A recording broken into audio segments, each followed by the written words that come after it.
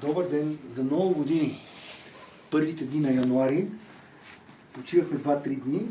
Искам да покажа, отдавна не се бях включвал, най-напред да сте живи, здрави, щастие, късмет за всички, просперитет и така. Една английска дограма. Наистина отдавна не бях качвал нищо, защото те нещата са едни и същи. Или обран апартамент, или дукане през дограмата, на шаблонно дограма, но тук нещата не са шаблонни.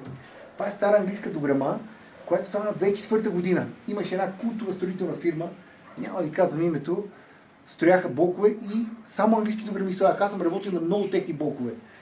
Дограмите не са лоши, качествени са, но за 10 години се скапваше от кола. Както е станало и тук. Хората са извикали някакви колеги, които монтират дограма и комарници, които явно не са наясно или не са били много наясно какъв е този профил и как да подходят. И естествено са подходили по шаблонния начин. Дошли са, видяли си чупкове за смяна, определено. Дограмата не затваря, не отваря. Всичко е било драматично. В смисъл, това е апартамент, много скъп хубав апартамент. И през дограмата буквално са се лепери тикса, разни оплатения, за да не духа зимата. Шаблон и обков с ето и 13 мм пластмасова насрещник на сигения. На сигения обкова, ето го вън. В смисъл, това е за крилата и за вратите, нали? Ето го. Изкарали сме го, изхвърлили сме го и монтираме нов обков. Тук изхвърлянето не е нито на 9, нито на 13 мм. Хубаво е да се знае. Това са дребни технически неща, всъщност не са много дребни, защото за да стигнеш до това съвършенство, бих казал, в нашия бранш, трябва да мине много време и да направиш много грешки. Вижте насрещника какъв е. Никой не е виждал такъв. Аз също много рядко виждам такива насрещници. Всичко вече с поръчка. И най-важното е, че тук ще има happy end. Нещата се получават уникално.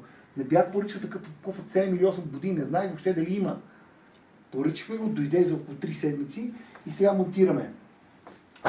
Тази врата е почти готова. Тук ще има само базово security. Тук сме мезонет на последния етаж. Вратите затварят перфектно. Това крило тук ще го направих и него. Значи целият обков е сменен. Панти, дръжки. Концепцията реглаж не съществува. Някакъв реглаж. Или много често хора звънат, уплътнението на смените най-вероятно духа оттам или някакъв реглаж. Понятие като някакъв реглаж няма. Решението, има ли проблем с дограмата, решението е едно. Обков, дръжки, панти, всичко се изхвърли и се сменя. Монтира се нов обков, нови панти, но не като база. Всичко трябва да е строго индивидуално. Насрещниците, ето ще ви покажа, вижте колко вида насрещници са. Само тук за този обект ползваме 4 вида насрещници. За да компенсираме грешката. Това са тънки неща, за да се получат нещата както трябва.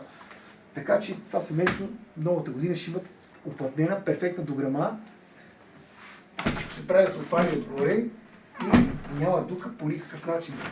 Обещах им да се минимизира ползването на климатиците. Така че, когато има проблем с дограмата, трябва да се търси наистина решение. Аз мисля, не някакво реглаше или най-вероятно да ми смените гумите. Като започва от дръжката, пантите, целият обков, 99% от случаите само пластмасата и стъклото се ползва. Всичко друго, ето колегата, ако може, снимаме с професионална камера, естествено, подаем от телевизията. Вижте, целият обков е отвън. Ето ги. Старите носици, старата мартина, старите агли, всичко е изхвърлено. Ето, ножиците. Така че, за да стават нещата както трябва, важното е, че има решение. Когато се направят, когато на клиента му се обясни, че нещата трябва да се направят по начин, по който няма план Б, и хората приемат. Разбира се, няма как, защото дукането през дограмата е глобален проблем и това не е сравнимо с нищо, разбира се. Да отопляваш едно жилище и да духа през него, или да те оберат с една отверка и всичко да отиде по дяволите, нали? Те нещата трябва да са концептуално правилни. Така че ние правим концептуално правилни неща, гледаме да работим професионално, въпреки че като се каже професионалист, аз малко настръхвам, нали, знаете, покрай някое поръчково убийство, като кажете, ама те изпълнителите, извършителите са били професионалисти и това значи, че никога не ги фащат. Поне в БГ така не казват, те са професионалисти и край. Така че професионалисти всякакви оставете.